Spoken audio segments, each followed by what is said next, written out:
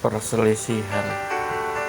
Dan aku, saudara-saudara, pada waktu itu tidak dapat berbicara dengan kamu seperti dengan manusia rohani, tetapi hanya dengan manusia duniawi yang belum dewasa dalam Kristus.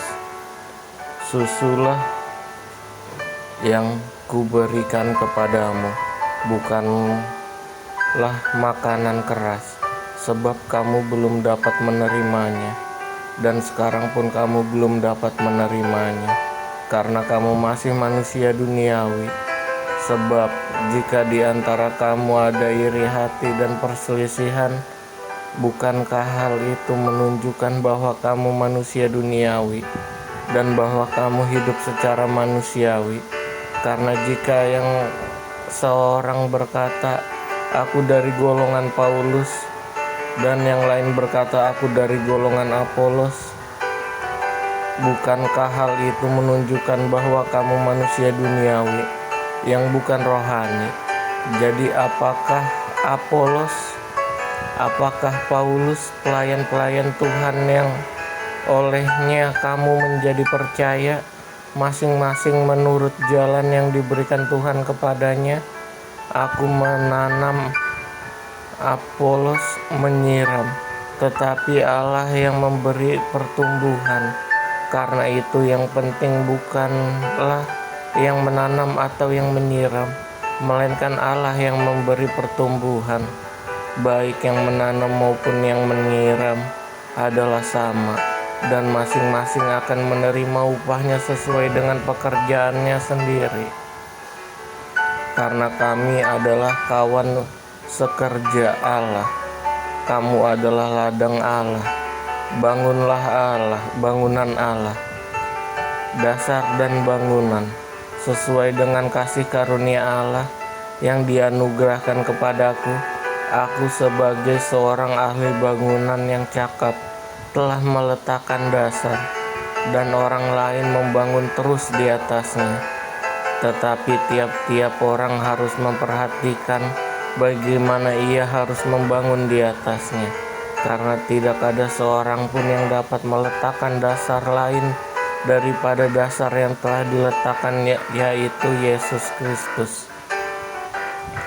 Entahkah ya orang membangun di atas dasar ini dengan emas, perak, batu permata, kayu, rumput kering, atau jerami. Sekali kelak pekerjaan masing-masing orang akan nampak, karena hari Tuhan akan menyatakannya. Sebab ia akan nampak dengan api, dan bagaimana pekerjaan masing-masing orang akan diuji oleh api itu. Jika pekerjaan yang dibangun seseorang tahan uji, ia akan mendapat upah. Jika pekerjaannya terbakar, ia akan menderita kerugian, tetapi ia sendiri akan diselamatkan, tetapi seperti dari dalam api. Tidak tahukah kamu bahwa kamu adalah bait Allah, dan bahwa Roh Allah diam di dalam kamu? Jika ada seorang yang membinasakan bait Allah, maka Allah akan membinasakan dia. Sebab bait Allah adalah kudus, dan bait Allah itu ialah kamu. Janganlah ada seorang yang menipu dirinya sendiri. Jika ada di antara kamu yang menyangka dirinya berhikmat menurut dunia ini, biarlah ia menjadi bodoh supaya ia berhikmat. Karena hikmat dunia ini adalah kebodohan bagi Allah. Sebab ada tertulis, ia yang menangkap orang berhikmat dalam kecerdikannya. Dan di tempat lain Tuhan mengetahui rancangan-rancangan orang berhikmat. Sesungguhnya semuanya sia-sia belaka.